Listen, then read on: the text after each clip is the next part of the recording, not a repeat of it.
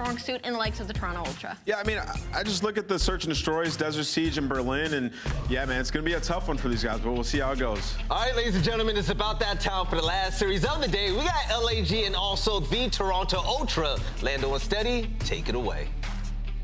Thank you so much, Vel. Yes, what a day it has been. You can't see me, but I got the biggest smile on my face. The Major IV Qualifiers have got off to the hottest of starts, and now, Jay, it is time to watch Toronto Ultra versus LAG. Man, I mean, what, two teams who are just on totally different paths lately.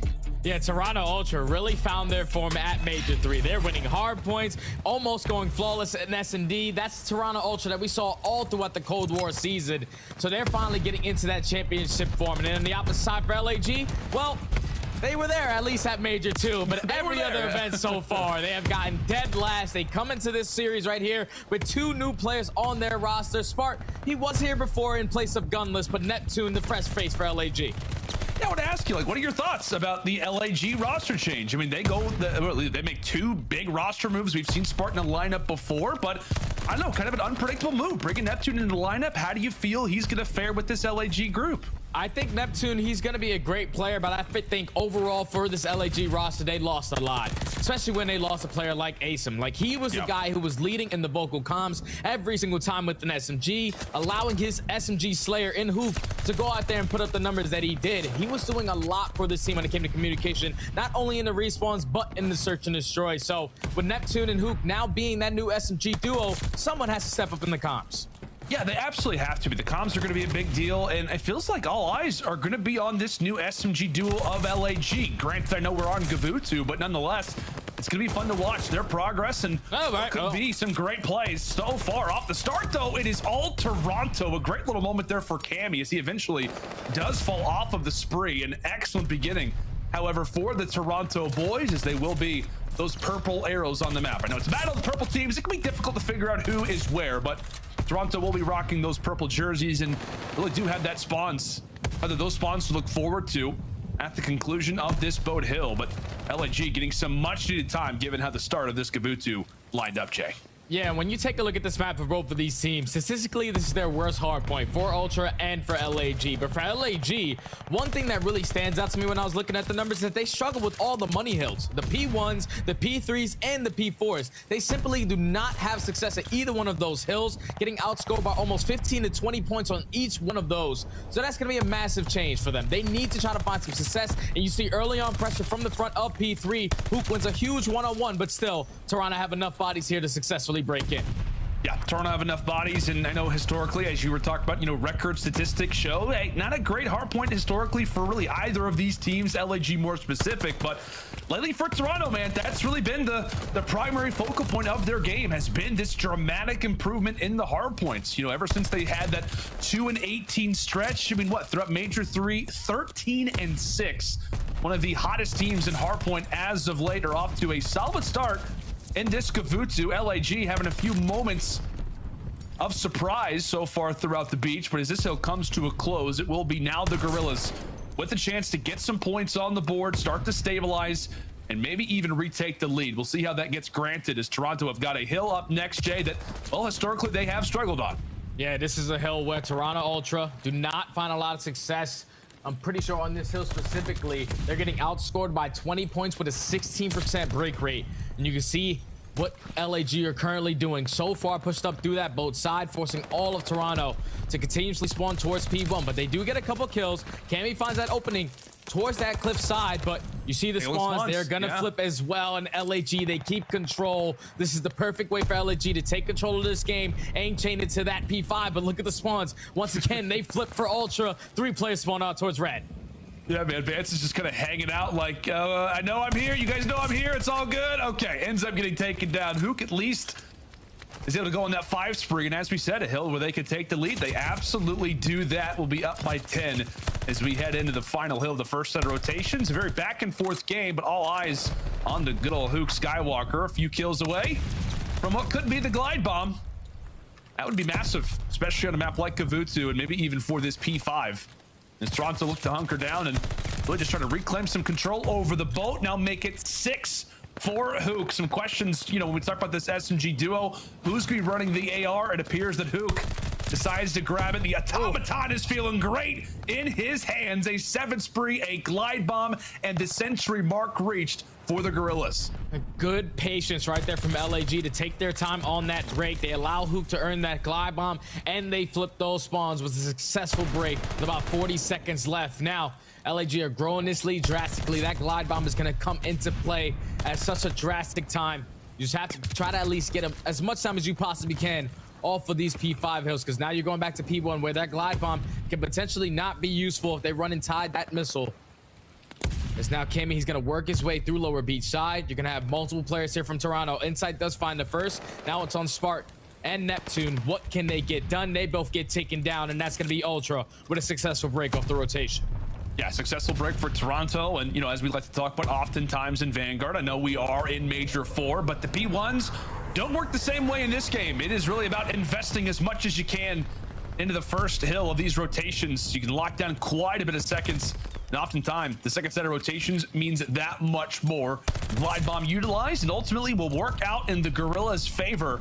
It has been a solid start for really the entire team across the board. 17 and 13 for Neptune, more specifically. Huke leading the way at 18 and 9. And hey, you know, we're talking about the team. They continue to see some success. Let's see how the comms are sounding in the group right now as everybody is frying. Beat on inside. Beat on going our side fire truck. No, in top boat. Okay, take your time, guys. Take your time. Top right, advance. One shot. Good shit, bro. I'm one off a streak. I think he's beat on. One guy was top cliff. One guy was top cliff. Top boat. Nice. Beat on. He's top cliff. CleanX one shot. You want to take it? See me. Hey, he's crossing you. On the tank. What's going right now? Someone get time. I got it. Oh, he's first go. Stay on, bro. He's good. Listen, both of us player kills. Yep, play kills. I'm on time. I'm got insight. Good shit. On time. Gonna fight me probably. I think he ran up their top boat. Yep. He's one shot, CleanX. Really top right on me. I'm just trying to hold. Oh, he's one cliff. Cliff? I hear you. He's got cliff. Oh, he's front cliff on our small rocks. Man, it's front right. Top right of me. Cammy, one shot, top right. Top green win, beat on. Top green win, beat on. He's Arcitys beat on. Arcitys on time. I don't know where the guy went. Time done. Nice. I got on time. Give my beat on. Yo, someone get his beat on. I'm cutting P5. Oh, you have below P5? Yeah, I have P5. I'm looking at your beat on from hill. Good time. I saw P5. I got naded. I can get time. Wait, you climbed up. I'm the top right. All good. Play kills. They're gonna push you. Nice, good one, dude. One probably their side or something. They gave it up. Okay, I'm gonna go around. Yeah, I'm getting you beat on, I think. I'm at her back left. I did send him. I know. He's beat on. Beat him, son. They're holding. Close in the indent. Vance, I couldn't hit him inside. Well, that listening just answered my call. I was thinking, all right, this team is going to struggle with their communication, but Huke said, don't worry about it. I'm going to put up the numbers, and I'm going to be talking as much as I possibly can. Huke leading in the comms right there, just really allowing LAG to properly set up all these hills. Great time off of that P2, but now this forces Ultra, currently down by 60 points, to get a great hold on P3 and try to find some success at that P4. What a great listener from LAG. Yeah, man, one of the best listenings we've had in a long time. Everybody getting involved in the comms. And as you said, Mr. Huke, incredibly elaborate and letting everybody know exactly what is going on around the map. 50 points down currently are the Toronto Ultra, but in a great spot to grab these final 20. And maybe it could be time for good old Insight to start to heat on up. We know that he's clutch at S&D. Can he be that way in the hard points? 3 more to go before he could possibly be earning a glide bomb, tagged up, but ultimately not dropped. As he and Spark will exchange some words across the beach, it could be the hill to think about if you are the Guerrillas to ultimately seal the game, if not put you in a very, very close distance to crossing that finish line. Toronto gonna have to give it everything that they've got, while also thinking about the spree. Insight, aware of his life. Huke and Neptune continue to win fights for the Guerrillas for the front side of the hill. And ultimately, Insight can't get anything done, Jay. Yeah, this is a perfect setup right here for LAG. They have a player so far pushed up towards shift that you're influencing the spawns for Ultra to continuously spawn at P1. They're not going to waste their time trying to find that kill. They're going to at least try to attack this from beach, but LAG, they hold 240 and counting. LAG are going to be able to close out this map number 1. This has been dominant from them. This has been dominant and then some. How do you like us now? Okay, Major 4 roster changes aplenty, and it is working out for some of our teams today. All smiles, everybody getting up, giving some fist bumps, some high fives. And who knows, maybe after this game is over, maybe a kiss on the cheek. I have no idea, Jay. Anything's possible. Everything's on the line.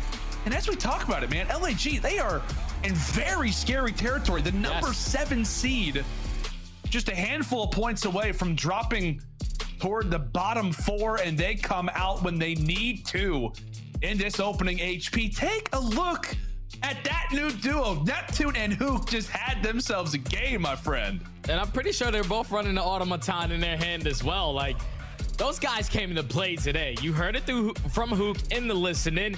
Communication is all there. Everyone is starting to click. LAG knows that it's do or die now in this situation. They have to go out and win a majority of these matches so they can at least keep in the top 8.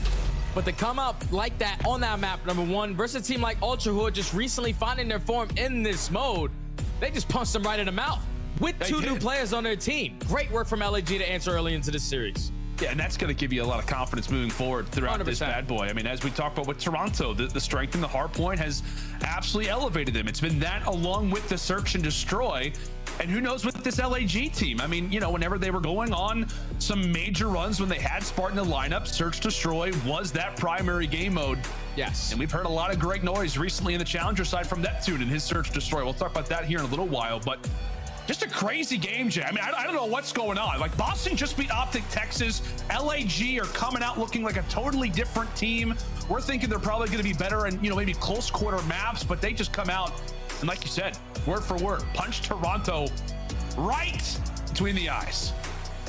Telling you, so far, Major IV Stage 4 is just in for a really big surprise. Like, I did not expect Boston Breach to reverse sweep OpTic Texas. And for LAG, a team who hasn't really found a lot of success since Major 2, like I said, last in every single event that we have had this year besides Major 2, they have just been struggling as of recent. But to come out versus a team like Toronto Ultra, who are recently at their most recent major, getting a top 3 placement, losing to Atlanta FaZe to get eliminated from the tournament, you're thinking their top 3 team in the game. LAG are on the downwards, but at least early on into this series, Neptune has answered the call. Huke has answered the call for me when it came to communication. Now it's all to see if they can get back on track in S&D. Like you said, at Major 2, almost a 10-11 game win streak in this mode. This is what got them that championship. And now with Smart and Slasher, that dynamic duo in S&D, oh, they better just figure it out here, because this is the way that they're going to be able to do it. Yeah, without a doubt, my friend. And I don't want to get too ahead of ourselves. Like, obviously, it's a map that Toronto has not been great on historically, but I totally agree with you. It felt like when we were listening to the comms, it's like, no, this isn't like Toronto playing bad. This is just LAG playing very, very well. Yeah. And with that in mind, Toronto still all smiles. As we said, they rely on that search destroy game mode. When we talk about Desert Siege specifically, by the way, is Bans like in a different room? I don't know. It's like he's on main stage, you know, when the lights are usually totally just bright as hell on you. Like, the spotlight is on, man. It is. He's like, all right, you know what? Ali was talking about me in the opening segment, you know, how I've improved. Now it's time to do that again. Oh, look at the stare he's got in his face. He's feeling good. Maybe he'll close his eyes for us here in a moment. But Jay, Desert Siege, search destroy. How do you feel about it when it comes out of both these teams? So I think this is, at least for both of these squads, it's going to be the best search and destroys in the game 2 and in the game 5. The only thing that scares me is that Toronto Ultra, they just find a lot of success on their attacking rounds. 60% to either one of those bomb sites, a little bit better towards that B site. But then even when they're attacking fast towards A, it's a 72% win rate with an 83% first blood. So it's going to be huge for LAG. Based off the momentum they got in that map number 1, they had to shut down Toronto's confidence early in search and destroy. They go 6-1 throughout Major 3, got them all the way to a top 3 placement. If you can come out, you take that at map number 1, but to beat this team in search and destroy, where they have recently just started sharpening their sword, this is where LAG can be able to win this series. Yeah, without a doubt, my friend. Now let's go and take a look at our search destroy top performers right now for either of these squads, Toronto and LAG. Really no surprise, the man that sits on the left side of the screen at 1.18 there for Mr. Jamie Craven. On the other side, good old Austin Litigoat to 1.13 there for Slasher. You also see the presence when it comes down to team kills, first blood win percentage as well.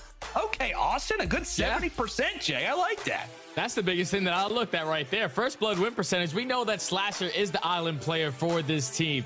And when he goes out there and gets that first blood, that's usually when they find a lot of success. 69%, that's really, really high compared to 58 on the side of Insight. We know what Insight does in search and destroy. 1v2, 1v3, it does not matter. Every time I watch him play the game, even from when I was playing, I feel like when I was playing Search and Destroy, I never got the timings he gets. Insight's got to be the luckiest SCD player I've seen all year.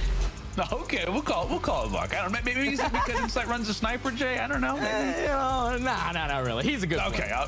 Okay, I'll take that with a grain of salt. But no, just all in all, man, it makes me laugh too, because I know we were talking about Toronto, like after the loss that they just suffered on the Desert Siege. Like, we're talking about intensity. You know, they obviously sit in the 5th seed right now, and especially with Boston playing the way that they are, there could be possibly something going on. But it's funny because I looked at the stats and I'm like, oh, I know why Toronto's laughing. It's because they had the #1, the #2, and the #3 highest search for KDs in all of Major 3.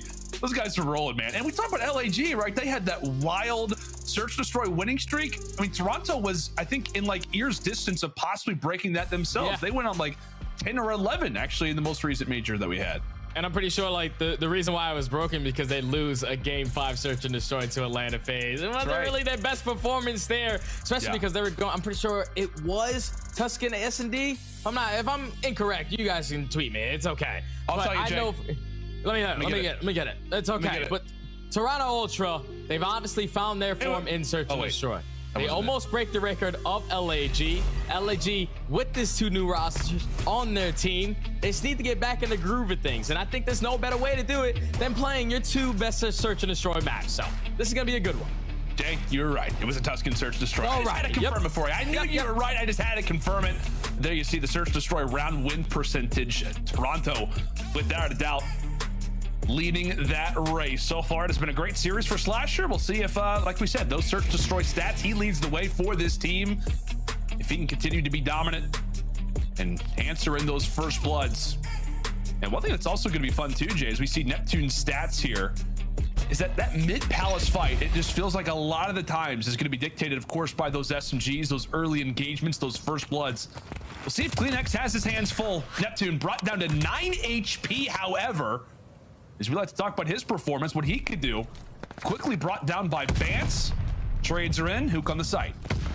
Well, with LAG getting first blooded right there, I just want to bring up this one stat that shows me LAG in 3v4% win rate. They are 17% chance of winning this. They do not find a lot of success in their 3v4s, but now in the 2v2, make it a 2v1. CleanX takes care of one. Huke, last player up for LAG. He's in a great position to at least watch over this bomb. But once he gets his 1 kill, he has to be ready for the second. Time is starting to tick. Ultra need to get towards site. Yeah, it kind of works out for Huke. Like, normally it'd be kind of an awkward position, and he can wait. He can wait. Allow for this time to tick away. Oh, he's got one. He turns around. CleanX finds him. Can he get on the defuse? And he will. Oh my God. What was that COD timing? It looked like Huke did everything right. He did. Huke did everything right. He waited until the final second before that player was going to complete that defuse to find that kill. Now, with only 11 seconds left, CleanX and Huke are basically saying hi to each other. It's going to walk right on by. But CleanX turns around, finds that kill onto Huke, and then gets to that bomb with about 8 seconds left. Secures the defense for Ultra. Scary round, man. But LAG, you can't afford to get first blooded. Last in 3v4% win rate. Yeah, he was trying to improve. You know, he was trying to improve the 17% that they have when they don't get first bloods. It's you know, it is what it is. Oh, love the stat, like we talked about earlier. Fast A hits. Well, they do it again. Spark, eager to bring out the sniper. The card makes itself known quite early in this Desert Seed search destroy, as you'd expect for it to. CleanX with some information on the Slasher, but ultimately it is Huke getting the job done. First blood for LAG. Is another one going to come along with it? All right, I guess not for now. Yeah, Huke just gets out with his life. They already have the first blood. Cannot afford to make it a 3v3. So now with 50 seconds left, you're going to have Ultra. At least Bance in position. Try to attack this from top palace. He is also going to be their bomb carrier, so eventually he has to relocate himself. Work towards this objective. He is going to be able to spot Spark. Hits a couple shots, not able to find the kill, and Neptune and Huke combined for 2 of their own. Now Bance left into 1v4. You're gonna have Neptune jumps up. He does give him a freebie. So now to 1v3 with 30 seconds left. Not gonna be easy to get done, but first thing you want to do is plant this bomb. Yeah, I think Bance may have other ideas. Looks like he's going on like on a side quest right now. Yep. Just not currently interested in the final boss for the moment. 3 players to face off against. I'll take my chances. Okay. Nice one on the Spark. 2 more players left and 8 seconds on the clock. LAG handle business after what was A very interesting round from Bance's perspective, Jay. Like toward the top, like he was just in gun engagement after gun engagement. As soon as he gets involved with a fight, all of his teammates fall. And from that point on, the round was written on the wall. LAG tied at 1-1. I just love the play from Huke right there. He gets that first blood in towards top class and then gets out. Even though he does commit towards the challenge on the second gunfight with Bance, does not commit all the way to the very end and stays alive to allow his teammates to eventually help him in that situation. LAG, like you said, tied up at 1. Now look at the pressure coming in towards B-Bomb. All out gunfight's gonna go back and forth. Slasher and Huke are able to come out on top, not get first blooded. Now in the 3v2, left up to Cammy and Insight. Left up to the ARs. I mean, really for Toronto, they just go strong toward the stairs. Trades do not favor them. It was a nice kill that came in from Slasher before he ultimately does get traded out. Cammy eager on the attack. He's able to find one onto Huke. The headshot is there. And he'll just hop on the defuse instantly. He'll have Insight there for some cover fire. Do LAG read him on the site? They will indeed. But thankfully for Toronto, they have got their clutch master still alive. Definitely not in a preferred position, but he's known to get out of these previously. It's the audio information, but right when he crosses toward the side, it is Spart there to clothesline him with the sniper. Early aggressive from LAG, both matched at that B site, but they're able to come out on top in the engagements. Then they relocate themselves over towards A, get that bomb planted, even though Cammy does force it to a 2v2. Eventually, he does get taken down as he tries to stick that defuse. Then in the 2v1 Insight, he's had some tremendous clutches so far throughout this season, but Spart was ready for the shot with that sniper. Closes out the round. LAG up 2-1. Toronto, last time around, we talked about their fast A attacks. They've become historic, it feels like, in Vanguard. Didn't do that in their opening attack. We'll see what happens this time.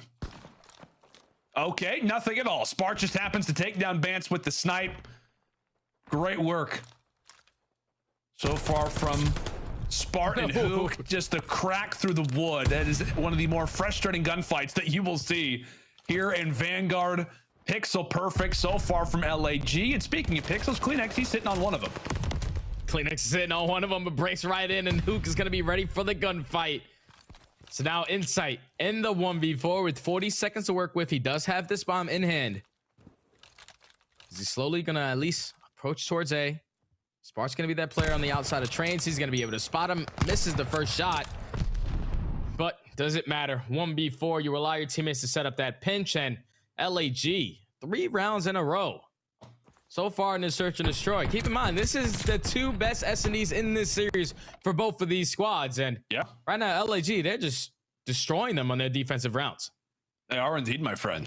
They are. LAG looking very, very well seasoned currently in our first 4 rounds, up 3-1. Neptune trying to get involved in the comms. As we said, a huge game for him. Kind of a redemption series, really, for all 4 players, but especially Neptune. Even Coach Ricky, the most recent Warpath episode, the documentary for the Guerrillas, was talking about how he's been so impressed with watching Neptune in Challenger, seeing his progress as a player, learning all the intangibles throughout his stint in the Challengers. Also won the Toronto Open as well. But into the depths of this round, Neptune obviously hot on the mind. Thankfully, does get dropped. So sweat off the brow for the moment. If you're Toronto, you've got the first blood. But what do LAG elect to do after that has taken place? Some great movement from Huke now to get toward that top palace. But the bomb is going to be down in towards bottom palace. They just have to work to at least get some information of where these players are going to be. Does this nade go through this crack? I didn't think so. As Huke unfortunately does nade himself, but Slasher finds one onto CleanX. Now in the 3v3, 35 seconds to work with. Huke, your job is to at least get this bomb. Vance does take down one. Huke's in a great position to at least hit the trade, but not able to do so. Now in a 1v3 situation with 25 seconds left. If you're Ultra, you can even give up this bomb plant. Do not force 1v1s. Beautifully set up right there from Ultra. They get that first blood. They see success. It's 2 rounds for them now. Down 3-2.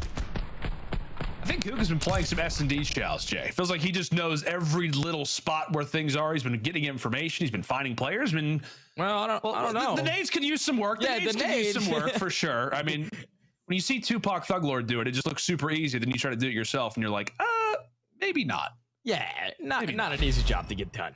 Not an easy job, but thankfully for Toronto, after the 3 straight rounds, finally able to get on the board. A swing round already. The sniper is still out though from the ever hungry Spart. He's been great with it up to this point, but see if he can add another first blood to the column for LAG. Nobody get the strike, Jay. Yeah, right now, LAG are just taking their time. Just trying to see the way that Toronto want to play this. That's another first blood for Insight onto Slasher. Now in the 3v4. Now 2 players rotating over towards that B side, thinking that the push is going to be here.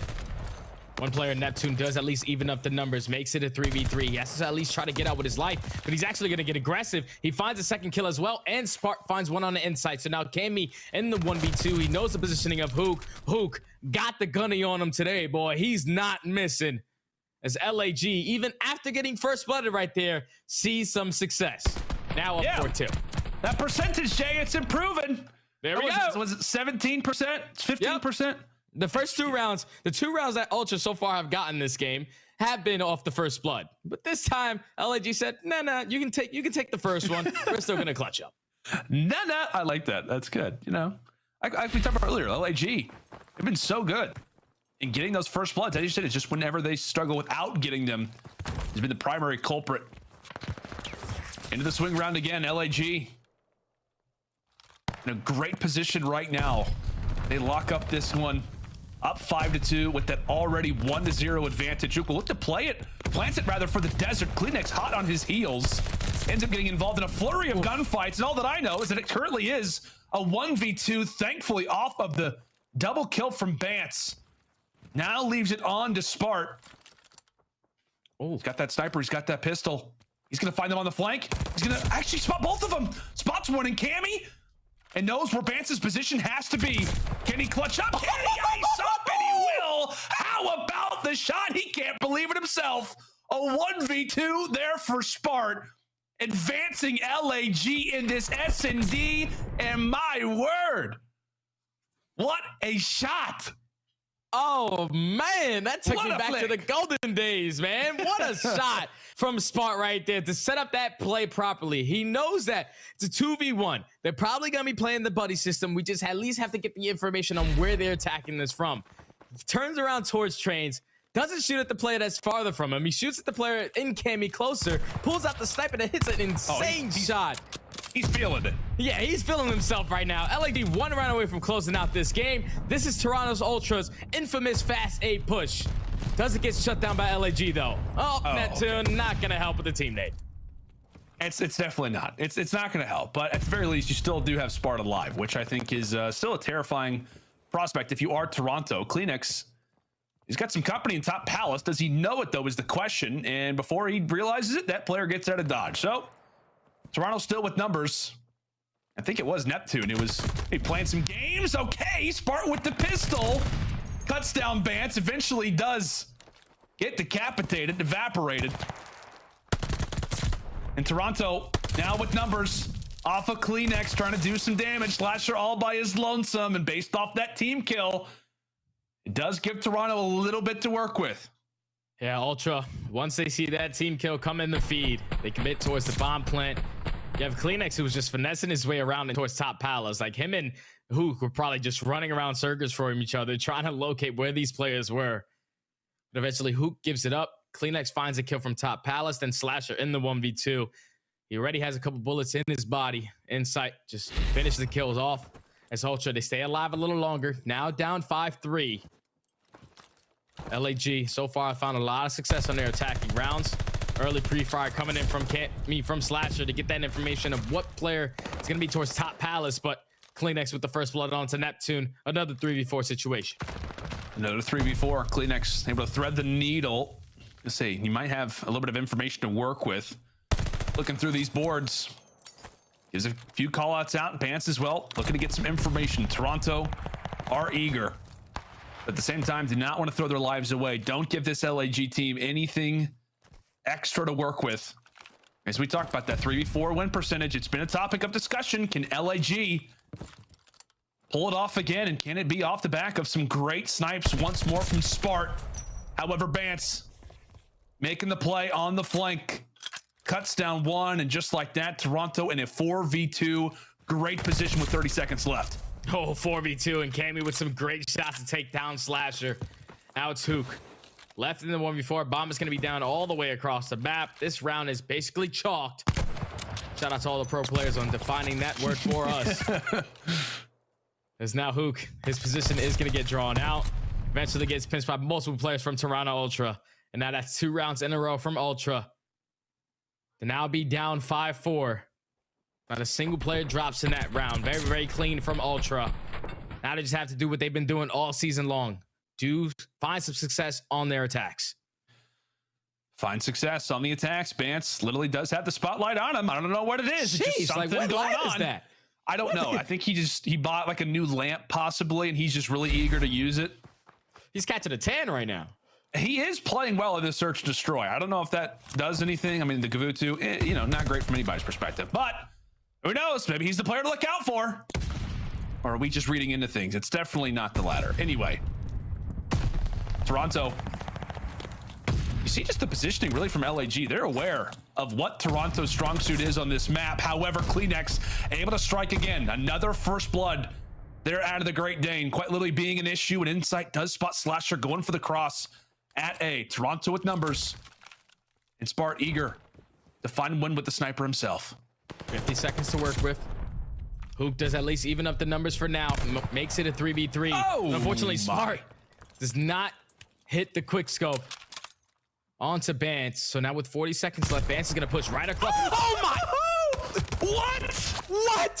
What was that? A no scope? 2v2. He did not hit that just now. He did not just hit that. Huke. Slasher, you got to clutch up the round, surely, for God's sake. We got to see that again. Insight, 1v2. We got to focus up after what was one of the craziest shots we have seen this season. 15 seconds on the clock. Something has to be done. He's going to bomb the plant and 2 players to take down. Is it going to be the sniper from Insight? Not going to be the case. And there we have it. LAG close out the Desert Siege search and destroy after a masterclass with the sniper from young Spartacus. We've got some highlights we got to take a look at, Jay, surely. Oh, I can't believe that, man. I'm at a loss for words. Major 2 MVP making it happen with the sniper in hand. In that 4v2, in that 4-2 round, where he clutches the 1v2, beautifully played, great shot from him. But in the 3v3 right there, once CleanX gets taken down, I'm thinking Bance, he's got this kill locked up. He's running cross top B. This guy's got a sniper right around the corner. No way in hell Spart's gonna be able to win it. But yeah, we gotta see that again, man, because that is insane reaction from the young man. And he missed the shot before this too. The quick scope. It was an easy shot. Okay. Jay, that's the reason why Bance had the spotlight on him, not for a good reason, but for a bad reason. Oh my God. I can't believe that, man. Because, like, I'm telling you, as a sniper, formerly in Call of Duty, the easier shots are always the harder shots. The quick scope was probably one of the easiest ones. If you give him that same exact round, 99 of 100 rounds, he's probably going to hit that shot. But for that nope scope to happen, that's a 1 in a million chance right there.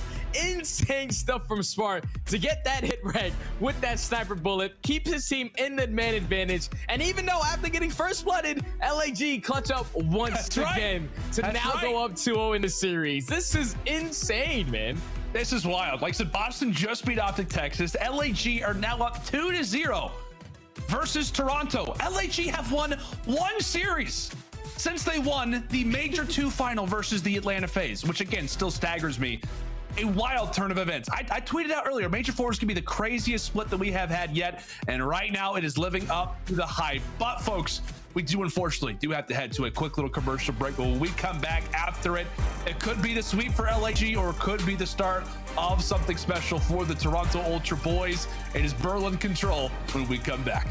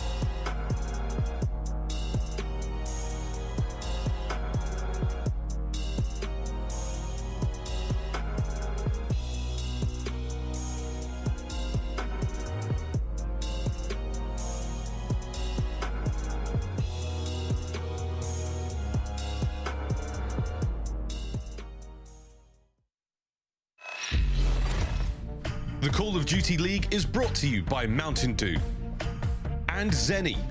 Armor your eyes with Blocks gaming glasses starting at $24 by visiting zenny.com/CDL. Upgrade your game with a Scuff, the official controller of the Call of Duty League. Welcome back, ladies and gentlemen. It's time to take a look at the Scuff play out of the game by the Major II MVP. Jay, this is just one of the many incredible plays from Spart with the snipe. Break it down for me, buddy. How does he hit this flick? How does he do this? Trigger discipline to start us off. Like, he spots both players, but knows that the first player is the easier kill. Then he has that sniper in his back pocket. He knows that Vance is not peeking left. He has to be peeking right. You have to hit an insane shot to clutch up this round, and the MVP gets it done there in the 2v1 to clutch up. Puts LAG up 5-2. They don't close it out there. They close it all the way down in 6-4 with him getting a nope scope, but insane stuff from Spart. This is the reason why they went on that 10-11 game spree in S&D with plays like that. The young man came to play today, and now you find LAG up 2-0 in this series. If you would have asked me, I would have told you, hell no. Like, that was not the case, especially with the way that Toronto just came off their own major. Great at hardpoint, phenomenal in search and destroy, but so far have not answered in this series. Now they have to try to complete the reverse sweep going into this Berlin control, where they do find a lot of success compared to LAG. Yeah, like you said, to the nah in regards to LAG's chances in this series coming into, at least we thought, right? Like, is Boston and LAG about to take down OpTic and Toronto? I mean, two teams who are power ranking wise in the top 4. Would be a wild day nonetheless. But Jay, at the same time, this would be the ultimate, I don't know, I guess test if you are the LAG to figure out where their roster sits, considering Toronto love themselves some Berlin, and what, in the last 10 controls for LAG, they haven't won a single one. So I feel like if you're going to win one today, I mean, I think that would be pretty apparent that this roster is the real deal, if not here to stay. Yeah, 10 losses in a row in control is not the way you want to do it if you're LAG, especially going up against the Toronto Ultra team, who has been kind of turning it up on this Berlin control. Like you said, Berlin in general, they find a lot of success on. But for them specifically on their attacking rounds, the biggest thing that stands out to me is that Toronto, they are 55% on their defense, 42% on offense, but they average 5 ticks. On the opposite side for LAG, a 0% win rate on their attacking rounds. So that's going to be huge. Yeah, I would say so. I think we found our primary culprit for the Berlin struggles so far for the Los Angeles Guerrillas. But into this round, incredibly hefty last game for the Guerrillas. I mean, just to go 2-0 up versus Toronto team says a lot, and Spart is trying to pick up from where he left off. The sniper may not be in his hands, but tell you what, the automaton at range is incredibly solid. Ready and waiting, able to find another. Now make it 3, nearly makes it 4 in a row. LAG will lock in that B capture, so another minute added on to the clock for them. Definitely a lot of time still to do damage, but see if Toronto can start to hold them off and really throughout this next minute and a half, Jay, just get some semblance of this series, start to collect themselves and get some momentum. Unfortunately, they do lose 2 players in a row, so we'll see if that changes. Yeah, Toronto, their main focus, at least on this map, is just like you said, getting back into this series. Because on this map specifically, their overall record is sitting at 5-2 compared to 0-3. So far, they are holding the push from frontside train. They have multiple players who are just filling the gaps, not allowing LAG to set up that push from the front. Now with only a minute to work with, LAG is sending 3 players towards train. Vance and Cammy combined for 2. Cammy with some great shots onto Slasher, not able to finish the kill though. And you see Huke, at least for LAG, trying to be that menace in the opposite side of the map, trying to play for some small kills. Trying to do some damage up close and really a lot for the teammates to get out of the base. Slasher ends up falling. Ultimately, Huke will be able to jump inside of the point. So LAG with some signs of life. They do have the current pitch established, but Neptune is able to find a very nice gunfight there on the Cammy. Vance ultimately is able to find 2. Huke, last player alive in the point. It's a quick trade, but it's one that favors Toronto nonetheless. And Vance now finds himself on the 6th spree. 1 away from the streak. Total turnaround from the guy who, well, he turned into a highlight reel last game, Jay. He did. With the quick no scope, you know, you hope to see that he gets a little bit of momentum back, because I'm sure that was a very frustrating gunfight. definitely was, and so far he's answering the call on a 6-3. If he can pick up this glide bomb, that is the best case scenario. This is going to be the last push coming in from LAG. Inside and Cammy combined for 2. Bans picks up that kill onto Slasher, so that is a great hold from Ultra, and they have a glide bomb to work with now in their attacking rounds. LAG, they at least tried to put a lot of pressure on towards Train, but every single time they won at least one gunfight, there were at least 2 Ultra players in that position ready to play for the trade. Always kept control of that Train side to close out this defensive round for Ultra to now go up 1-0.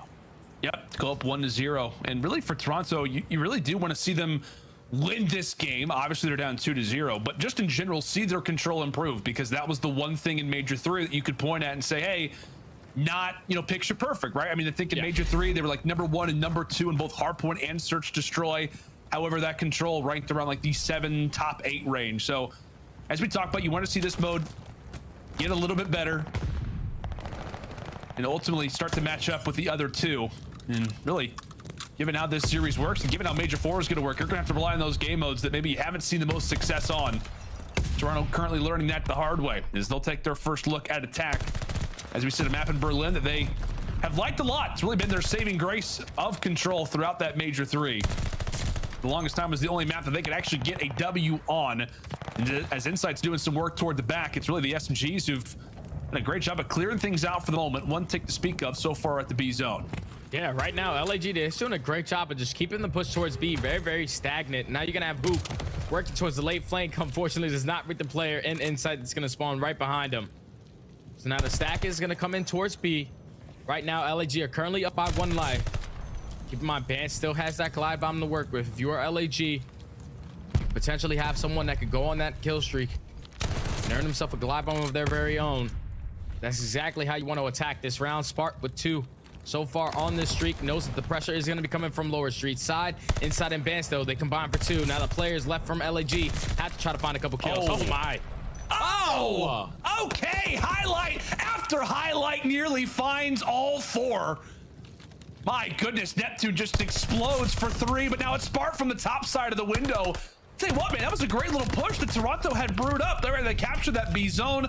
They're trying to make a play, get into fire, get in toward the backside of the base, but Neptune is there to cut them all down. Great work there from LAG. And Toronto back to the drawing board with a minute on the clock. Still plenty of time to work with. It is Berlin control after all. You really only need like 5 or 6 seconds to be frank, but we'll see what they can do with that time allotted. Another 3 go down in the feed. Insight, the farthest pushed up player past that 50-yard line, as everybody else is going to be off the spawn. And really the question remains is, can Toronto get out of their base and hopefully join alongside? Yeah, that's the biggest thing, is that Insight, he's ready to set up this pinch. He was just waiting for his teammates to try to win a couple gunfights from the front side of Train, but all 3 get taken down, and then eventually Insight has to rat pack. He gets shut down as well. Now all of Ultra trapped in towards the back of this warehouse with 35 seconds to work with, down by 4 lives. You see the map control currently that LAG have, cutting off the players trying to overextend through street. You have P5 control. They're just waiting for the push to come in from Trains. Neptune being super aggressive with the AR in hand. Like, is this guy an SMG or what? Like, is this the SMG duo? He's been running an AR since map number 1, and he's been tearing it up. Neptune sitting at 14-11, only 10 seconds remaining until LAG tied this game up at 1. Yeah, I was getting ready to say, like, I was looking forward to Berlin control, because it's like we'll finally get to see the SMG duo actually run the SMGs, but apparently that's not at all the case. Huke dies from range, but ultimately LAG locked on to this round. I want to ask you, Jay, I know obviously LAG's up 2-0. We've seen some crazy plays so far, but what have you made out of Neptune? I know he hasn't had that SMG in his hands, but we talk about pace and we talk about just collectiveness. Have you liked what you've seen from, I guess, his arrow on the minimap? 100%. Neptune, you can just tell. Ever since he went down the Challengers, he does win a Toronto Challengers event with Major Maniac right next to him, so they go out and to get the job done there. Obviously, the confidence for this young man is through the roof now. You're winning tournaments. Now you find yourself back on a pro roster with LAG, who are fighting for every single ounce of wins that they can get. And when you playing like this, there was a lot of questions on the young man's name, because we saw what he was able to do for NYSL. Basically nothing. The fact that he so far is changing the story for himself with this LAG roster in this series is very, very tippable. It absolutely is, man. It absolutely is. An interesting strategy, by the way, going down with LAG. Look, it was going to be that delayed push over at that A zone. Toronto ultimately there to read it, but as you said, the The man of the hour right now is Neptune. Well, we were interested to see this new LAG roster, right? We've seen Huke, Spartan, Slasher before. We've seen Spart do what he can do, especially in the LAN environment, and obviously didn't have the greatest stint online by any means, but it really is going to be on to Neptune. A lot of people questioning, whether or not he was the right pickup, with all this, I guess you could say the slander tossed on his name. Yeah. When it comes down to that rough going with the New York Subliners, it has been an intriguing story that will only continue on throughout Major 4. We'll see if LAG can keep that momentum flowing here into this round number 3. Great pistol work there out of Insight just to make things a little bit more clean. And right now, Toronto doing a great job. 30 seconds left. No B zone capture yet out of the Guerrillas. As we said, an interesting strategy off the rip. They tried to slow hit over toward A, and from that point on, Toronto have been there to punish them. Yeah, Toronto just had full-on map control across the entire mid-map, around that 50% mark. Is Insight doing a great job of at least getting a kill, getting out with his life, finds that kill onto Huke as well. So now he's on a 5 spree. The second tick is going to get complete. And if you're Toronto, at least in the position that you're currently in, I would attack this still. Neptune, unfortunately, not going to drop to the bullets of Insight, so he doesn't pick up that 6th kill. And it's looking like B is going to be captured as Insight is the closest player from Ultra in this position. Does at least spot one player into Huke, trying to overextend through water side, but Insight not going to slow down on the streak. Not slowing down at all. Finds that 2-piece to now earn himself his own glide bomb. Now they have 2 glide bombs to work with. They got 2 of those things, and maybe CleanX could earn the 3rd. Who knows? Toronto is frying. I was going to say for a moment, Insight okay with the SMG.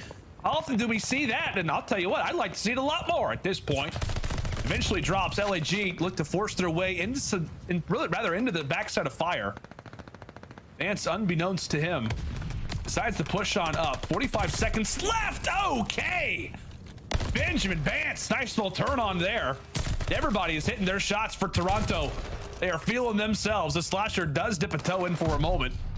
It's that ever little bit of progress, but it's CleanX there to punish him. This just feels like it has been Toronto from start to finish.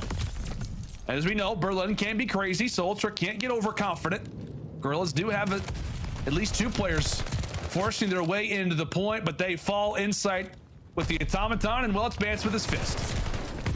Oh, well, Neptune's here, at least with the auto in his hand. He finds that first kill onto CleanX, but the trade is going to be there. Now with 20 seconds left, Toronto Ultra, this entire defensive round, have just maintained map control, have not made it easy for LAG to capture that B point. 12-3, make it 11-3 now with great shots coming in from Huke to at least find that kill. But now your main focus, if you're LAG going into this defensive round, is to not allow Ultra to complete that B point, because they're currently up 3 seconds, but just the way that Ultra are dominating map control on their defensive side, you need to make sure that you're trying to at least secure defense around 5.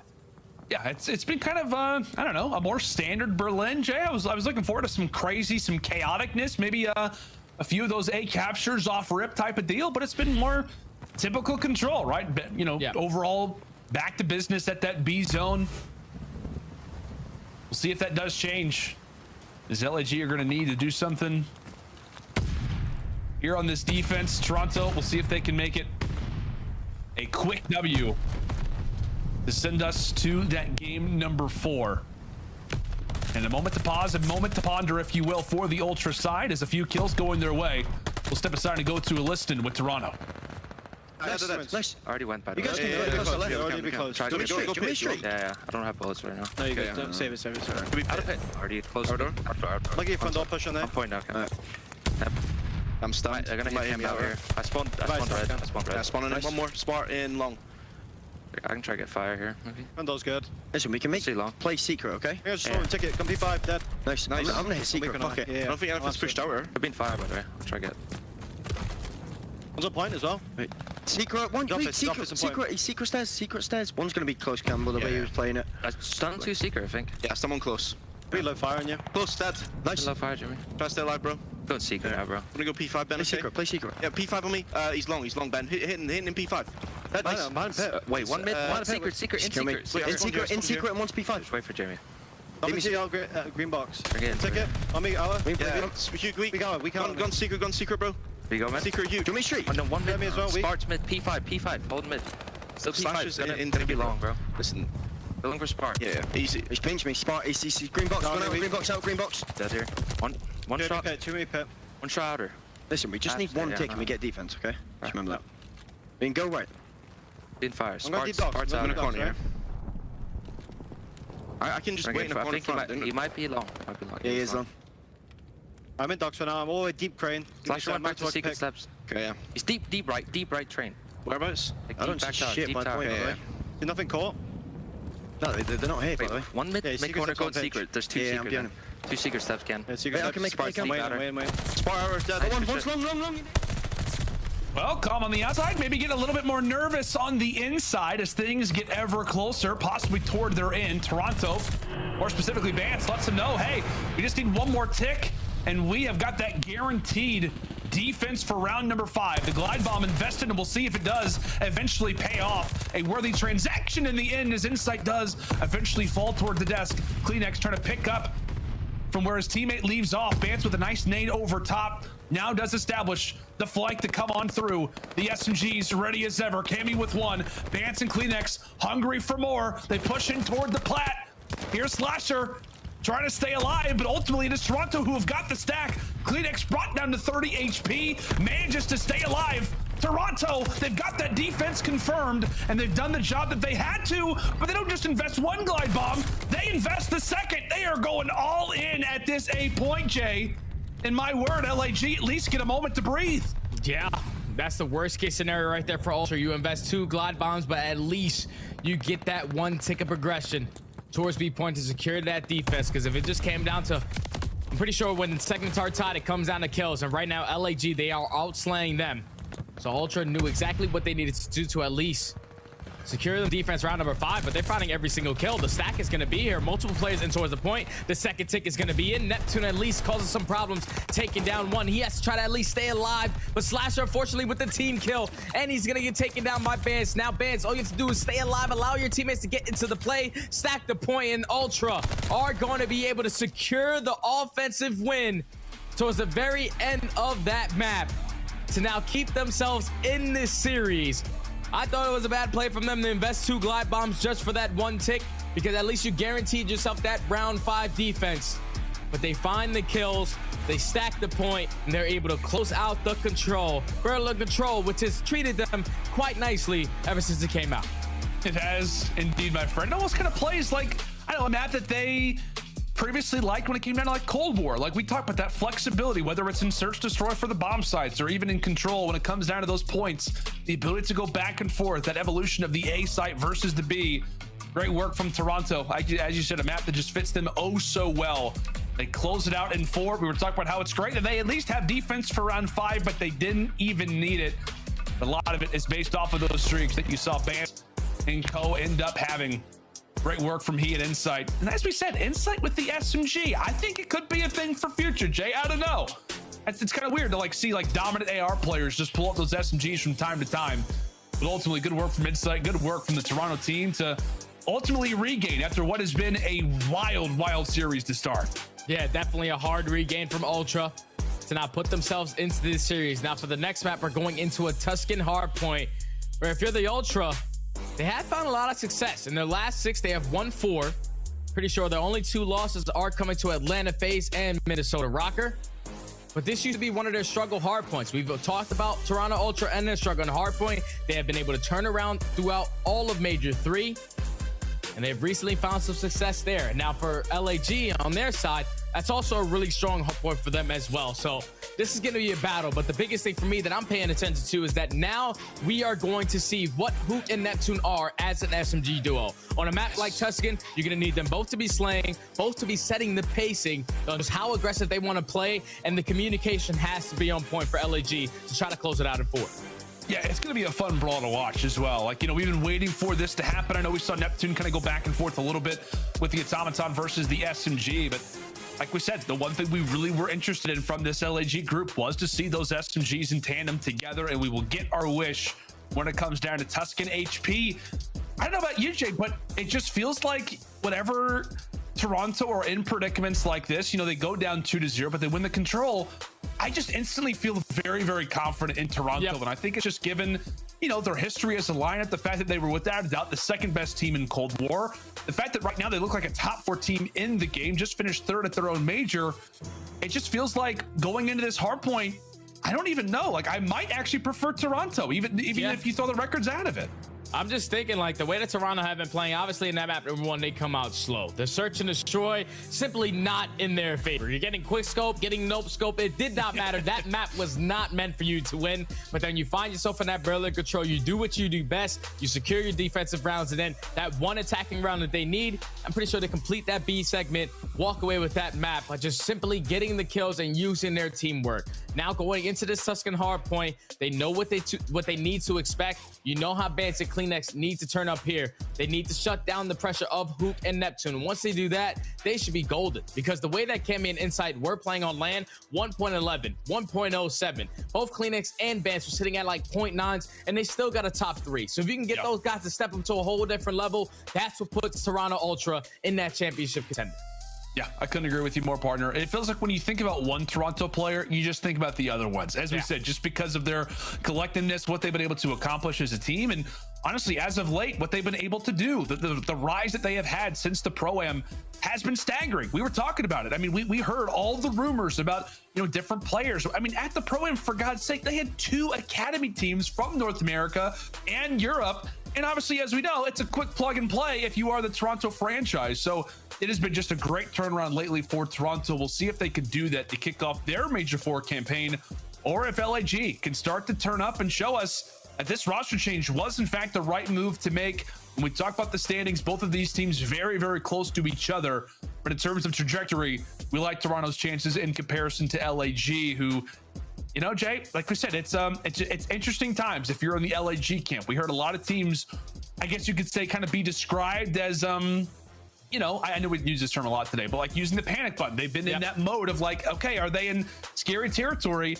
It feels like while LAG did feel that way, this series would legitimize that move off the start. Oh yeah, if you're LAG, every single series from this point on is very, very necessary. Like we said throughout this entire year so far, they have gotten first at one major and dead last in every other major tournament. So this is the time where they need to make sure that they're getting as many wins as possible to keep themselves in towards the top 8. And right now, to be up 2-1 versus a team like Ultra, who are just coming off of their own major, getting a top 3, this is completely out of the blue for LAG, especially doing it so fast with 2 players coming in, not just one. Neptune, you've seen the stats popping up right there. He's so far having himself a great series. Insight for Toronto Ultra, the only player currently over 1.0 KD. But the biggest thing that stands out for me is CleanX. CleanX at a 0.67.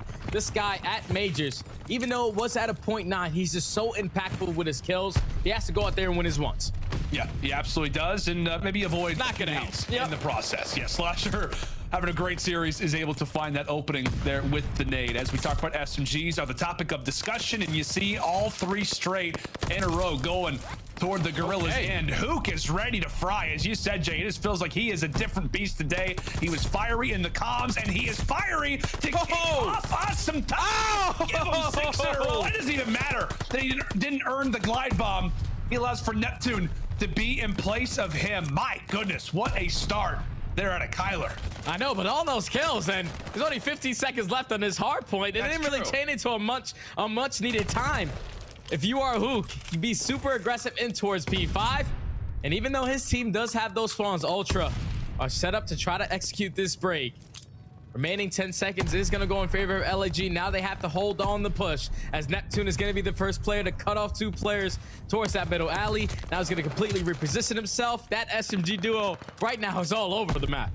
Yeah, man, 3 out of the 4 kills in that particular engagement go toward the SMGs. A good start for Neptune and Huke. Right now, 11 and 3 combined. Neptune hits the deck, and that could be the opening that Toronto have been looking for. 35 very valuable points still left right now over at the column HP. Spart, by the way, goes on a nice little 5 spree. Slasher remains the sole man inside of the hill, and take a look at what the spawns actually do. Toronto get the close spawns. As long as Slasher stays alive, this is going to be a positive for LAG moving forward. As long as they win this gunfight, Spart falls, and now it is a race toward Fountain.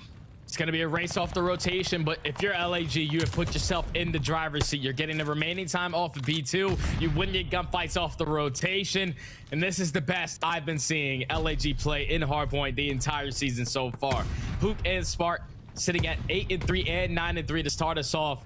They're just so far ahead right now from Ultra. Multiple players negative on the side of Ultra. They have to try to find a break, especially in this hardpoint. You cannot allow this game to get away from you. Huke at least finds the first. Spark combines for the second. And that's going to be 3 down. The first push is going to get shut down from Ultra. It's not looking good. LAG are really hot right now. They are indeed, man. And it feels like, too, like what this would say for LAG if they were to take both hard points and in dominant fashion. Spark, another 5 spree for him, does get cut down, but if LAG were to take down Toronto on Gavutu and Tuscan, it just goes to show that this team very well maybe a newcomer to some of the top teams in hardpoint discussion.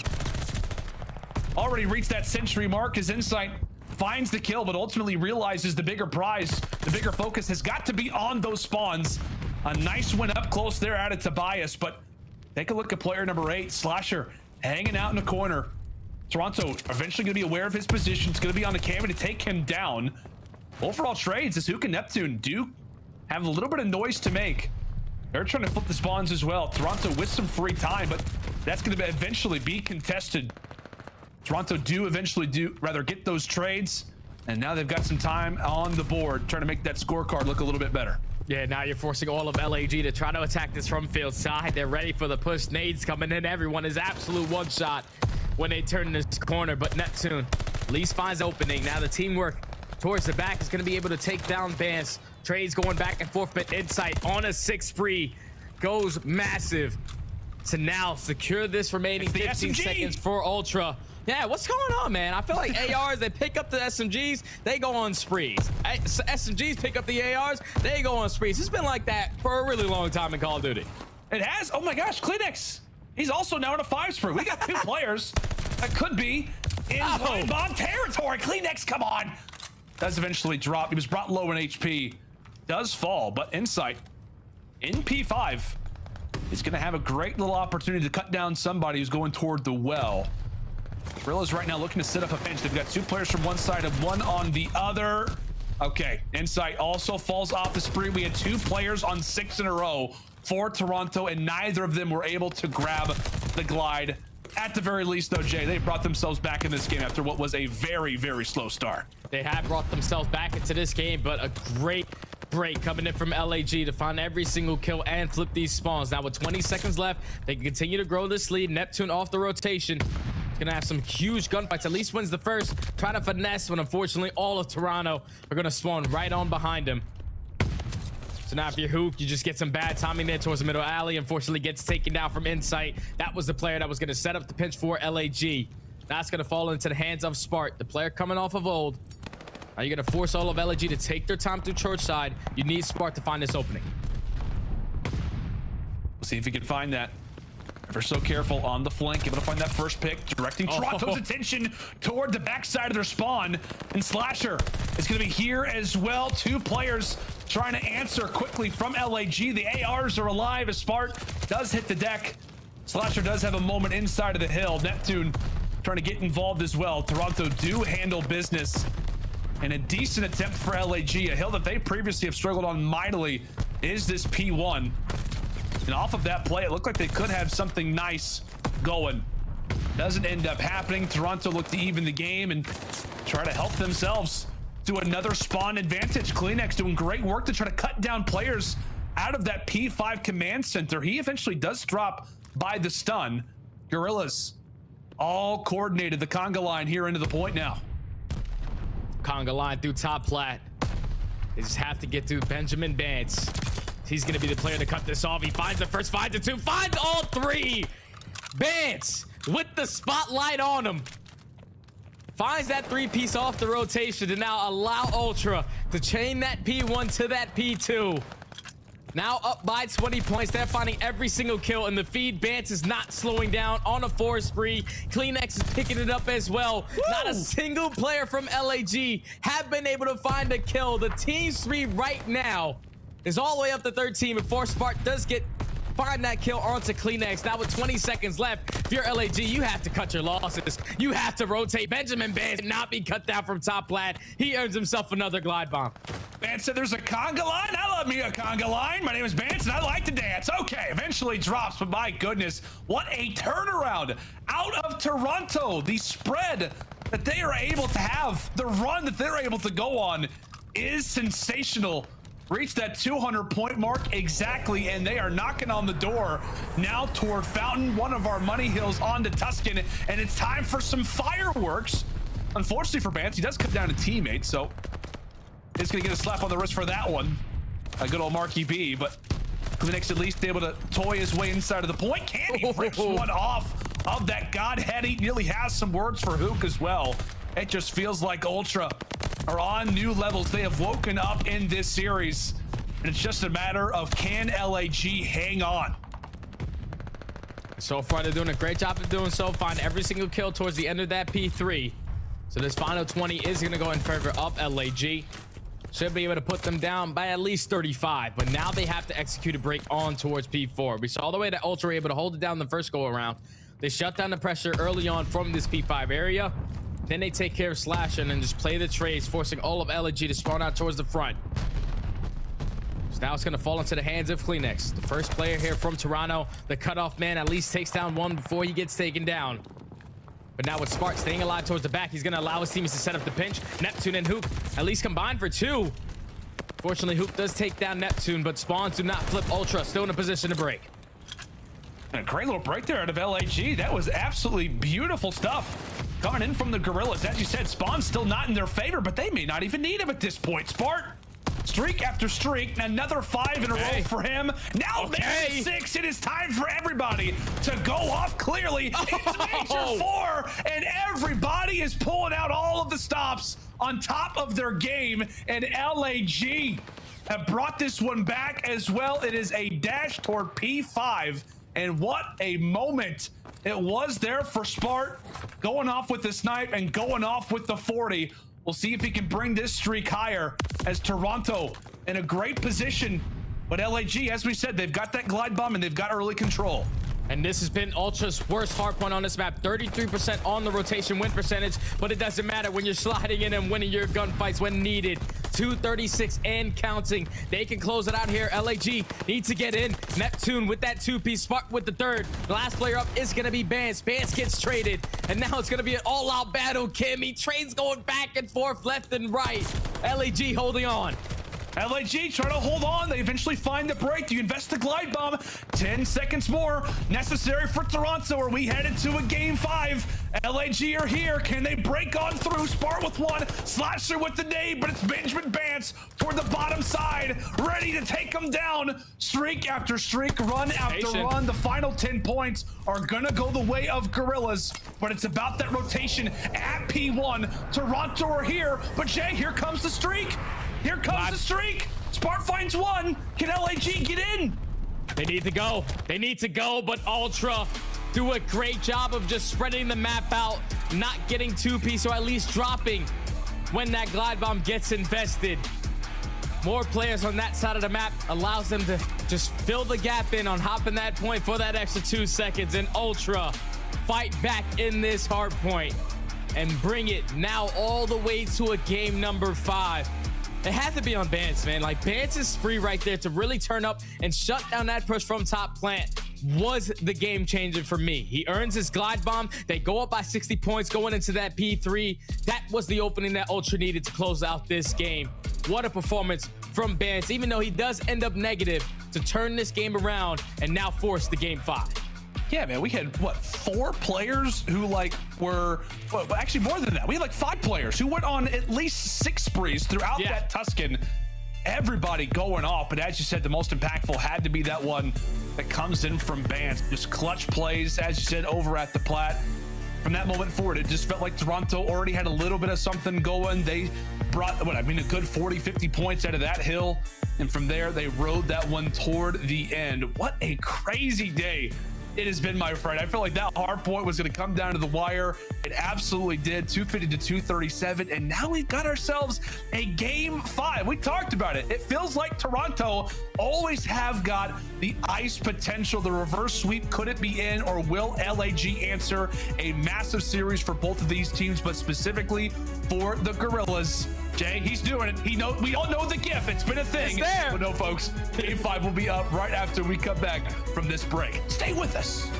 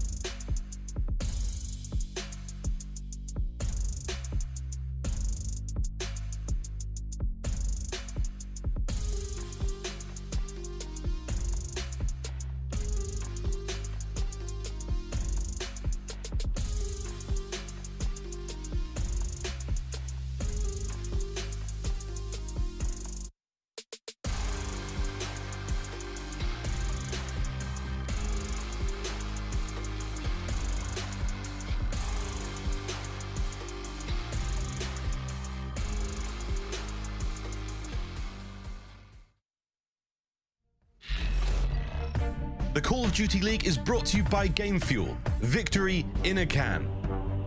And upgrade your game with a Scuff, the official controller of the Call of Duty League.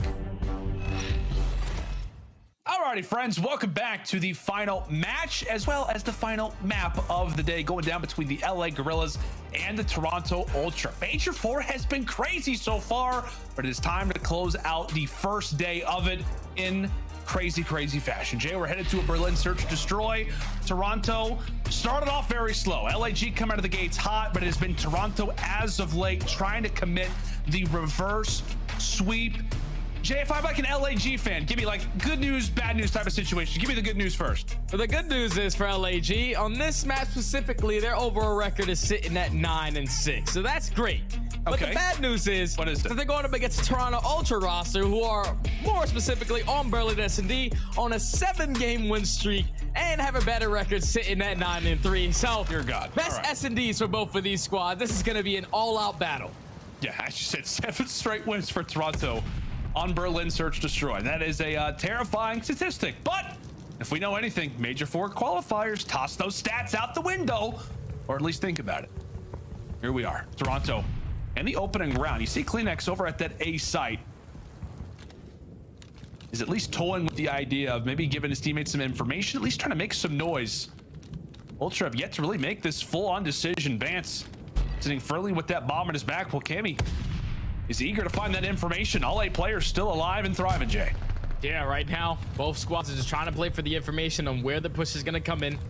Spark does spot Insight. Does make him reposition himself now with 40 seconds left. LAG, they have to be ready for this push over towards A. It's all going to fall into the hands of Neptune. What kind of information can he give to his team? Puts himself in a great spot in towards this A bomb. So now the push is going to be here. Multiple players here. Neptune just has to try to go big. Stormy night right now in Berlin. Neptune, he's trying to stay ever so closely toward these desks. Play carefully. His SMG compadre has hit the deck, but he's able to answer for 1. Answer nearly for 2. No! Bance and CleanX to the rescue. Save each other and now have got the main advantage. Oh, bomb's not down. But they get killed off the bomb. They get killed off the bomb, and that will be the round. What a sequence of events. There for the Guerrillas. The nade gets tossed out from Slasher, and that will be how this one gets closed out. And that's another 3v4. A 3v4 for LAG. They have not found a lot of success in these rounds whenever they get first blooded. But Neptune, all he has to do is he finds that first kill onto Insight, and then when him just putting those bullets into Bance before he gets that bomb, before he does get taken down, that allows that nade to complete that kill onto Bance before the plant gets done. What great work from Neptune right there to at least hit the early shots for LAG to take round 1. This was a crazy search destroy. Guerrillas able to take that on Desert Siege in game 2, 6 rounds to 4, accompanied by some unbelievable sniper shots out of Spart. Just a wild sequence of events from him. Cammy and Spart, speaking of at least one of them, are exchanging some early shots here on Berlin. Nothing yet to officially land. Another slower beginning to our rounds here in this game number 5. As we said, the intensity lifted. It is felt from both of these rosters in our final split of the season. And Vance is able to find the first blood. Vance is able to get the first and get out with his life. Does put a couple shots down into Neptune, and Neptune is going to decide to at least play his life in towards B. Now with 30 seconds left, you have to try to get this bomb down, but look at what Insight is doing. Already works his way around through train side, ready for that player to work towards that pinch. As the bomb is still not getting planted, Insight and Elise in a great position to take Neptune off that site. Yeah, as Vance finds one, Huke's at least there for the trade, but with 13 seconds left, Insight, the patience will pay off, given those final 2 kills. Great work coming in from the S&D mastermind.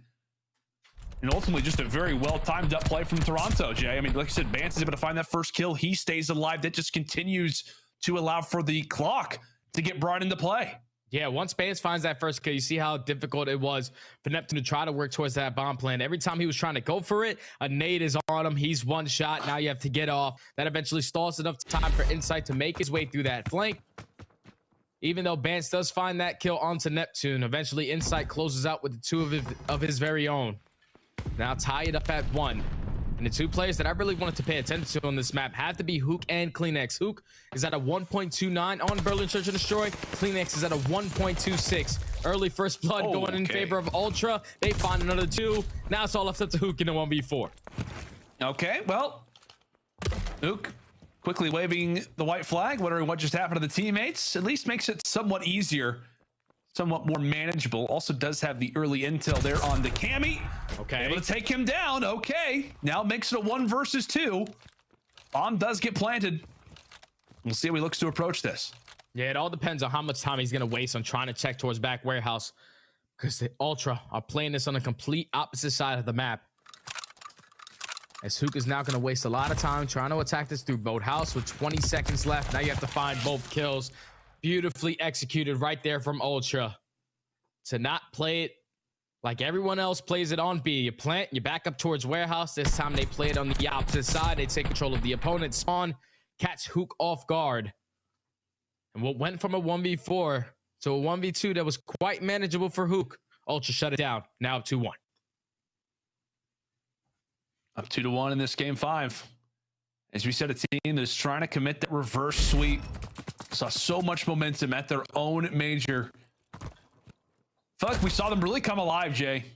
Had the chance to interview Cammy, and he's like, we've been waiting for this our entire careers. And while it has been a slow start versus this new LAG core, they're trying to bring in that same momentum that they felt in front of their home crowd. Great shots again from inside. The first blood king so far in this game 5. Now sits, funny enough, on a 5 spree.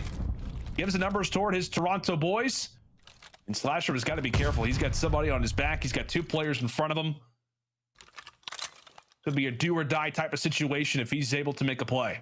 Yeah, you know that Slasher is going to be that player in towards top library. Every time he finds a first blood in from the second story or top 3. This is exactly where Slasher loves to play on this map. We saw it in S&D, 68% first blood rate. At least evens up the numbers for now. Now in the 3v3, 25 seconds to work with. How? And Advance trying to at least rotate his way back in towards fire. Eventually Slasher gets taken down, and still the bomb is not planted. Your LAG, plant the damn bomb. We got some work we gotta do, fellas. We're just feeding them. We're feeding Insight. Earns the glide bomb in just a few rounds. Spart, well, best of luck. He's gonna have to plant the bomb, gets the audio information on the Cammy, and right when he turns the corner, or at least tries to turn around, Toronto was there to cut him down. Jay, just a very, very sloppy round for the stretch. It's a 3 versus 3. And once Slasher falls, that has got to be, okay, we got to hit the go button. We got to do something. And they allow for Insight to just get 2 easy kills. That's the thing, is that once Ultra found that first blood, Slasher turns it into a 3v3. Now, not a single player from Ultra stay alive towards top plat. They all wrap out because they are soloing out Slasher. At that opportunity, you have to plant the bomb, at least get the pressure off of Slasher to force a couple comp fights your way. But when you wait that long to plant this bomb, don't even commit towards the bomb plant. Eventually it comes back to bite you. Insight earns the glide bomb, and this time Slasher does find that first blood in the 3v4. You have to win this defensive round. Now you have to think about that glide bomb as well. And I love what we're seeing from Toronto. I mean, Insight is still making some noise over at B. Meanwhile, Huke is the only guy here right now. The farthest he's got up is really into fire, so this is a free sight for the moment if you are Toronto. Granted, you have to dodge those nades, but his Bance is able to find one. This round just feels that much more manageable now for the Ultra. Insight continues to make his way up into B, and now LAG are left guessing. Is it the A site or is it B? Insight does eventually get taken down toward the docks. Another man disadvantage type of situation for Toronto, but the bomb is down, and now it allows for LAG to come to them. Now with 40 seconds left, Ultra set themselves up to try to win this round. CleanX at least makes it a 2v2, but he's not going to be able to read this play onto Spark. Neptune actually catches that kill with the nade, and now in a 1v1, Neptune versus Ben. Neptune with the better positioning. Able to find 3 in the round to not allow Ultra to clutch up in the 2v3 situation. LAG secure on the defensive side, now down 3-2. You can just see like all of LAG, like the eyes are bugging. They're like, okay, what was going on right there? Like Toronto was making some noise still over at the docks. I mean, Insight was there throughout the entirety of the round. They slowly make their way up. into the office, get the bomb down. It just feels like Toronto, despite the round loss, we're always in it, despite constantly being in that man disadvantage. Thankfully for LAG, able to stop what was 3 rounds in a row out of the Ultra and halt what could have been that swing round as well. LAG now back in it.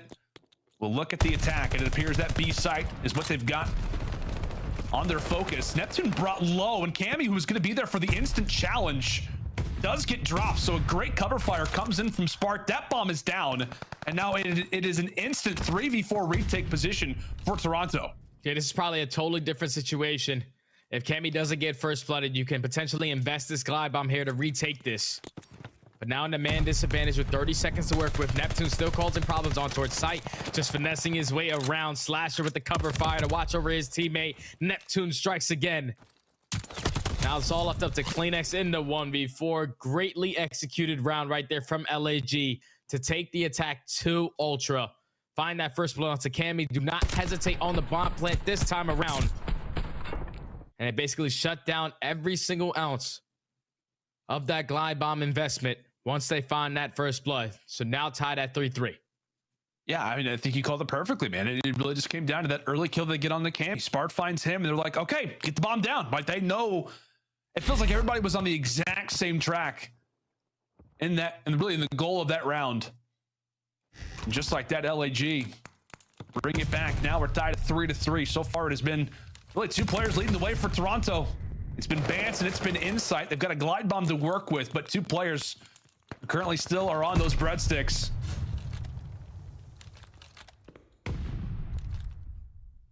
Toronto look to stall out the round, make the game be at their pace. I was going to say it's CleanX who gets in that engagement, but a great gunfight victory there for Huke. Once more, gives LAG the numbers. That's a great first blood from Huke to win that gunfight. Now in the 3v4, Neptune has so much positioning. He has to cross over towards B, so he's going to tell his teammates, all you guys have to focus on is mid-mat and A. Even if they get the bomb plan, at least give me the information so I can potentially hit this flank. But Bance is going to work his way right up to fire. No one watching towards mid-map. Everybody kind of playing like a turtle in the back of their spawn. Basically give up that map control. Now with 30 seconds left, Ultra need to try to find some success on planting this bomb. And it's looking like the plant is going to come in towards A as Huke does find that second onto Cammy. Oh, and that timing was incredibly close. Bance made his way from fire into that A site. Does go unnoticed. LAG, as we said, these last few rounds, it feels like we constantly are saying they have got the numbers. They've got it again. Toronto, they've got the positioning. Insight ready for the first, ultimately not able to drop Huke. Has to back up, has to reposition. Ian Bance careful for the flank as Neptune just hops on the defuse. He hops on the defuse, but they line up for Insight. Drops them both at a moment's notice, and now it is all on to Huke. 1v2, 15 seconds left, and you can write it up. How about the plays from Insight? LAG, they just stack up on the bomb. You can't do that versus that guy. Yeah, right there, even with LAG finding that first blood in the 2v3. Seeing the game plan from Spark, he was just basically trying to body block Neptune. At least find that kill and allow his teammates to get that defuse. But once Insight takes down Spark, easy lineup to take down Neptune. And then Huke in the 1v2 with about 20 seconds left. Insight times it beautifully. Peeks right up those steps and secures the round for Ultra. So Ultra stop the bleeding for now, and Insight not slowing down. Finds that first blood onto Slasher. Does not give him an opportunity to play picks. Insight is in his bag right now. 11-4. Bance is at 8. And what we have, Cammy, CleanX. They have like 3 kills, 2 kills combined. It has been a 2-man show so far for Toronto, and Guerrillas have yet to crack the code. How do we get Insight off the map? How do we handle what is one of the hottest S&D players that we have seen ever since he joined the league? Jay, you and I had his first cast, which like 16 kills. It was Miami S&D. I remember like it was yesterday. The guy has been a menace since, causing problems, being a handful. And right now he's got that sniper ready to go. Spark runs right into the line of sight. We'll see if he can answer on it again. Time ticking away. Sniper misses and the bomb's gonna be planted. Now the 3v4, Neptune is gonna be able to get out with his life. What kind of information can Huke give to his team? Unfortunately, not able to connect the shots. Allows Cammy to set up that pinch. Now in the 4v2, Spark and Neptune have to try to go big because you still have that glide bomb to work with if you're Ultra. Such a big round, such a massive swing round. It's how this S&D can potentially play out. All out. Ultra boys in towards this A site. They find the player in Spark. Neptune does reposition himself. And actually play this beautifully. All he do is get the guy off bomb. Finds the first, unfortunately cannot find the second. Bance plays it beautifully. And Ultra, one round away from completing the reverse sweep. Insane stuff from them. Incredible stuff. And you saw the idea, right, coming through from Neptune. Just too many players to deal with. And unfortunately for him, just a little bit too much time. Toronto get in that round and now are one more away from closing out the reverse sweep. As you just said, Jay, we're at a turn of events.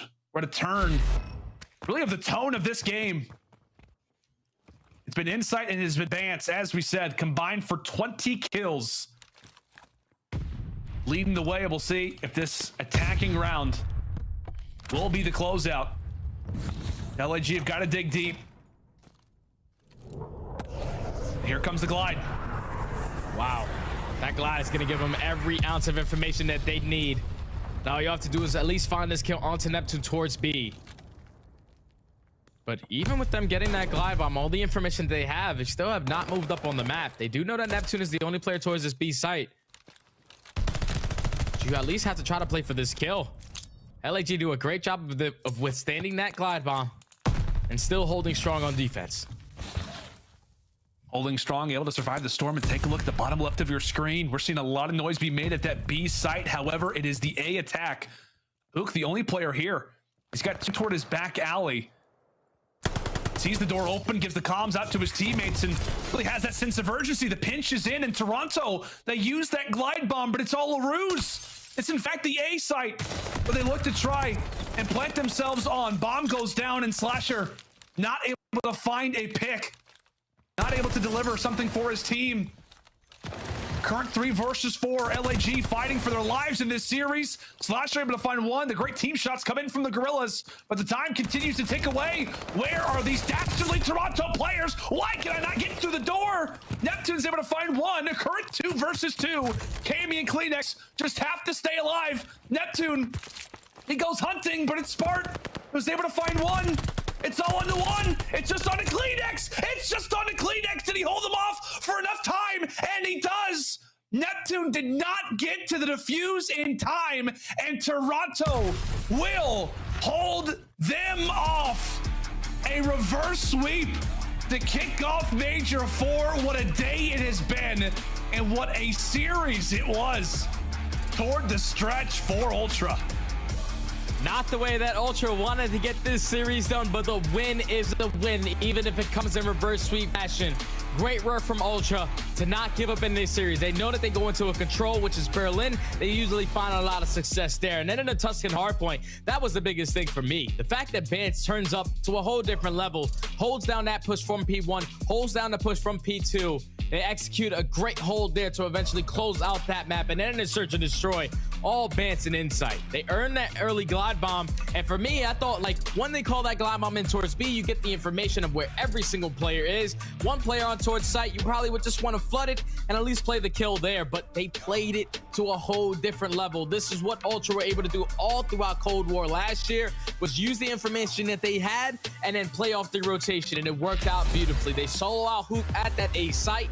Bance comes up through that back alley, finds that first blood. And then even when the bomb is planted, Neptune does a great job of at least finding that 2-piece to make it a 2v2. And in a 2v1, all you have to do if you're CleanX is to take that player off of that site. Even though Neptune finds that trade, not enough time to get towards that bomb and secure the defuse.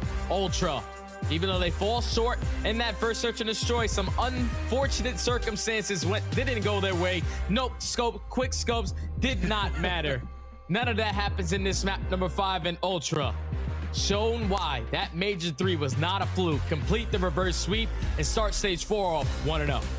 Started off 1-0. While it is an unfortunate loss for LAG, man, they still played well. I mean, to get Toronto to a Game 5 is nothing short of impressive. We see the number of different highlight type of moments that came in from Ultra. I mean, at the same time as well, man, it feels like Toronto in this Game 5, how many times are we calling out, you know, not maybe in the man count advantage, not having the primary spot for the moment? I mean, they use that glide bomb perfectly. They make the distraction happen when in reality they're on the other side of the map. It feels like Moscow Search and Destroy has translated into Vanguard. Excellent plays from Ultra down the stretch. And Jay, I want to ask you, man, right? Toronto, they come out clutch, right? They get the reverse sweep. But more specifically, how did you feel about LAG's level of play? Obviously, they walk away with a loss, but ultimately, how did you feel that they stacked up today? Did they play better than you expected? Yes, they definitely play way better than I expected. When I was thinking of this roster first being formed, obviously Huke and Neptune, they were going to struggle when it came to communication. We get that answer bright and early into map number 1. Huke was really leading the way when it came to the communication. And then Neptune, for me, at least when he was on NYSL, wasn't really putting up the best numbers when it came to the respawns. He stepped up tremendously in this series. Now, for them to walk away with that Search and Destroy in Desert Siege, obviously a lot of things go their way, but with a player like Spart on your team, this is the reason why he was the MVP of Major 2. He makes plays in Search and Destroy, got it done there. Now it's all about growing from this point on. You played a team that's currently, in my opinion, top 4. You pushed them all the way to a Game 5. Unfortunately, get reverse swept, but this is good for LAG. The fact that they're showing life, showing some fight in this series. Yeah, a lot of fight shown and a lot to learn from if you are LAG. Well, it is Toronto who does get the dub in the end. Let's bring in the desk, guys. What a wild day. Like, can we just talk about that? Like, what a crazy day it was of matches. We saw OpTic fall. It looked like for a moment we were going to see Toronto fall, but Ultra, they come out clutch, Bill. It was a long day. You know, I'm not happy that it's over. I'm going to be completely honest. I'm actually happy that this went the distance as well. With Toronto Ultra walking away with the win, I got to say it outright. This feels like a dub for both sides. I want to give a big shout out to Spart and Neptune as well because the boys played well today. Absolutely. I feel like I saw an LAG that I didn't expect to see today. I definitely thought it was going to be a quicker series than given, but for me, it was really Huke and Spart that stepped it up. I feel like I knew that Neptune was going to fry after seeing what he was doing in challengers and consistently. I knew I was going to get out of him. Huke, though, with the comms and with the slaying in that map 1, I felt like he was a new player. He was rejuvenized. And Spart in that Tuscan, I mean, you could just see it in the player cams. Like, he constantly wanted to make the clutch. He wanted to make the play. He wanted to win. He was very animated. And I feel like LAG, this isn't the end of them. It was definitely a tough series. The later half did not favor them whatsoever. I mean, Berlin is Toronto's best map in all game modes. And then they also go on Tuscan hardpoint, which is the only hardpoint Toronto was able to take against Atlanta FaZe. So didn't favor them in the later half. I think LAG, although it is a tough loss, they should not be walking completely with their heads down. Right, and you spoke about Spart showing his emotion on camera. Yo, seeing that boy pop off is beautiful, right? That no scope was amazing. Rewind to that pop off as well. But Nameless, man, what are your thoughts about this series right here? I mean, I like some of the moments that we saw out of LAG throughout this series. I mean, you look at that first map in Kavutu, they had some really good lockdown hills. I mean, Neptune in particular throughout the series was absolutely frying. And if you remember when he was out in New York, he was getting blamed for a lot of the maps that they had lost, right? He went to challengers and he learned a ton. And I thought this team was going to have communication issues, but in that listening, you heard Studdy just talking about, like, Huke was taking the lead, and he also had a big performance out the gates. And, you know, towards the latter half of the series, we had the back-to-back Berlins in the control and in the search and destroy. The main game mode that I was looking at for LAG in this series was that control. They have been 0-10 in their last 10. Make that 0-11 now. And still not too many improvements there, but, I mean, if they can manage to improve in that game mode, these series would be so much easy for them. But they have to get points, right? They look comfortable, right, in this series in the beginning. They end up losing it in the end. It doesn't matter if you don't get points, you don't make it to champs. So these guys have to figure it out ASAP and start to get some of these W's. Well, from what we saw today, I'm pretty sure they're going to get good points, and hopefully they can make it to champs as well. They did win an event, and with that being said, I hope that they make it. But we actually have a game fuel victory spotlight with, yo, my man Insight walking out, getting hyped by the crowd all day long. Insight, first things first, man, I got to say, how you doing? And second, I saw your walkthroughs through the crowd and all. You were hyped, you were loving it. Yo, how good did that energy feel in Toronto? Honestly, I swear to God, like, the energy in the crowd at Toronto was just amazing. It's just something that you can't explain as a player. And like I said in one of our Blueprint episodes, when I got on stage, I felt like I was so amped up, I could just punch something. I don't know.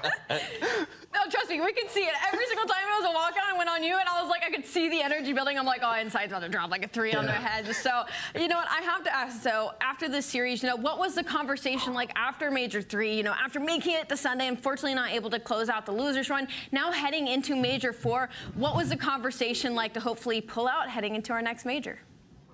Yeah, so obviously, you know, for most of the season we've struggled. So obviously going into it, it was just focused on like every match as it comes. Every match was big points for us.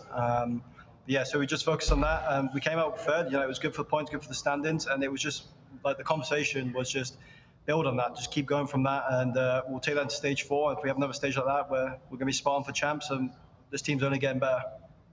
Insight, man, you in particular, you have just been lighting it up. It seems like ever since like Scrappy came in, subbed in, and you came back from being sick, you have just been going crazy. I want to ask you, like, what flipped that switch? Where did this come from? I mean, we're seeing you take over search and destroys, drop double positive and respawns. So what flipped that switch? How'd you get so much better? Yeah, so obviously when another player comes in and obviously plays in your position and it pops off, obviously you're looking at it and you, in your head, you're like, well, I've got to turn up now. And it was like sitting there and watching all the boys play when I wasn't, it was just a feeling that I just don't ever want to experience again. And I guess it's just, like you say, it's just really like kick-started, like it's just, I don't know what's going on with me right now, but it's good. Hey, Insight, do me a favor, man. Tap your mic one time, just one time, real soft. All right, using your webcam mic. You got to fix that next time. But I want you to show love to the Toronto fam out there for just giving us a magical weekend, man. Go ahead and give them some love. Appreciate it. Thank you to all the fans, and let's get into it. Let's get into it. Insight, good win, and we'll talk to you later, all right?